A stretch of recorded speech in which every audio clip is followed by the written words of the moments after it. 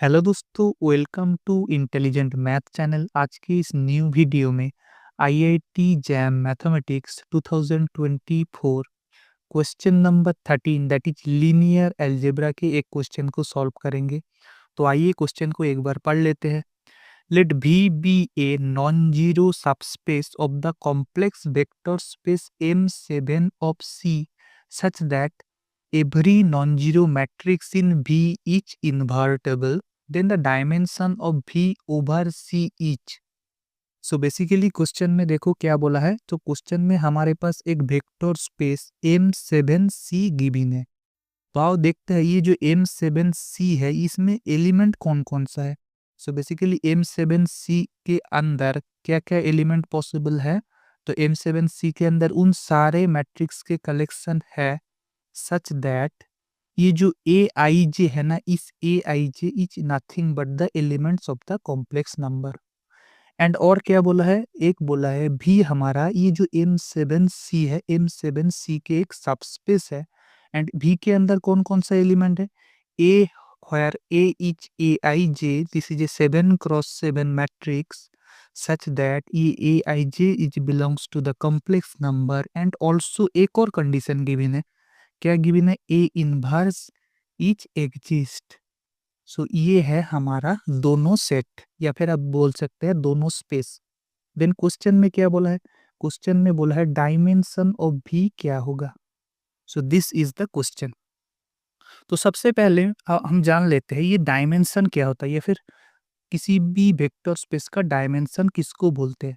So dimension का मतलब होता है number of elements in the basis. Basis के अंदर कितने एलिमेंट है ये हमें डायमेंशन गिवन करता है।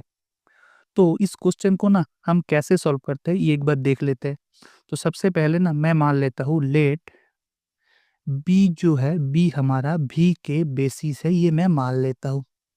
सो अब मैंने क्या किया, दोनों मैट्रिक्स एम एंड एन को बी में से ले लिया।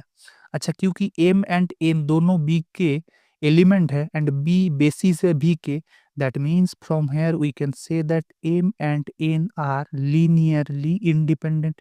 यहाँ से हम बोल सकते हैं। एंड एक और चीज हम यहाँ से ऑब्जर्व कर सकते हैं, क्योंकि एम एंड एन दोनों बेसिस का एलिमेंट है, दैट मीन्स एम और एन ये दोनों तो हमारा वेक्टर स्पेस का भी तो एलिमेंट होगा ना। So from here we can say that determinant of m is not equals to 0 and determinant of n is not equals to 0।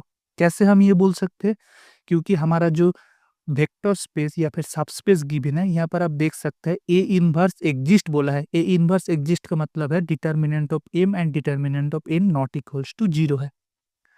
अब मैं क्या कर रहा हूँ, मैं कर रहा हूँ लेट एक मैट्रिक्स में कंस्ट्रक्ट कर रहा हूँ C where C is nothing but m plus x times n। So basically ये मैट्रिक्स देखने में कैसा है, सो बेसिकली आप देख सकते हैं ये हमारा एक 7x7 मैट्रिक्स है प्लस x मल्टीप्लाइड बाई एक और 7x7 मैट्रिक्स है। सो बेसिकली ये हमारे पास भी एक 7x7 मैट्रिक्स आएगा एंड x यहाँ पर कुछ टर्म यहाँ पर बन जाएगा।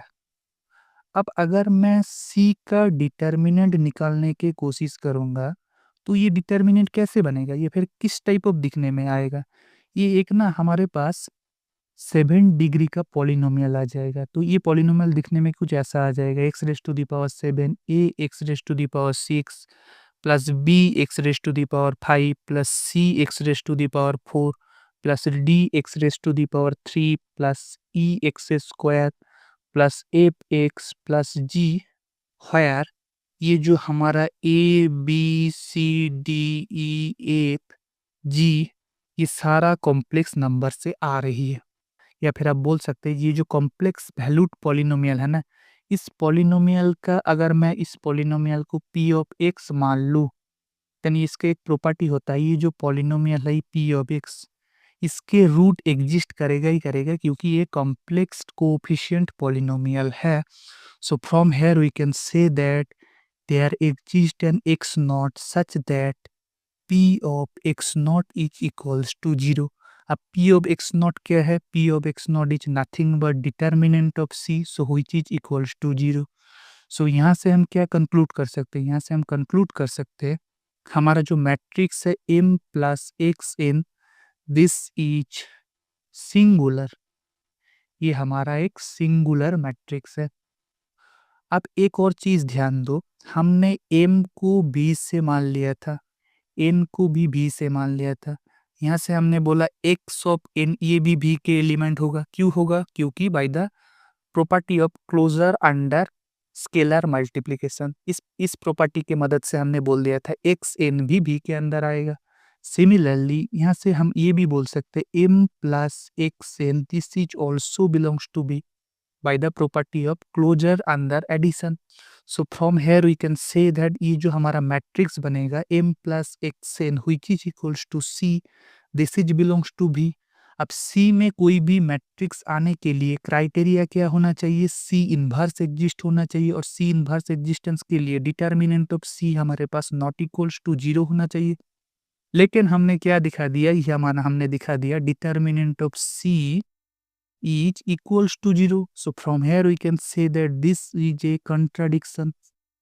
So basically हमने गलती कहाँ किया, ये हमें देखना है। So देखो गलती हमने ये कर लिया, हमने m और n को बेसिस के अंदर पकड़ लिया एंड दोनों लीनियरली इंडिपेंडेंट मैट्रिक्स पकड़ लिया। सो यहीं से हमारा गलती हो गया। गलती in the sense that means b के अंदर 2 से कम एलिमेंट ही रहेगा। So we can say that cardinality of the basis is strictly less than 2. So strictly less than 2 में दो ही कंडीशन हो सकता है, या तो cardinality of b is less than or equals to 1.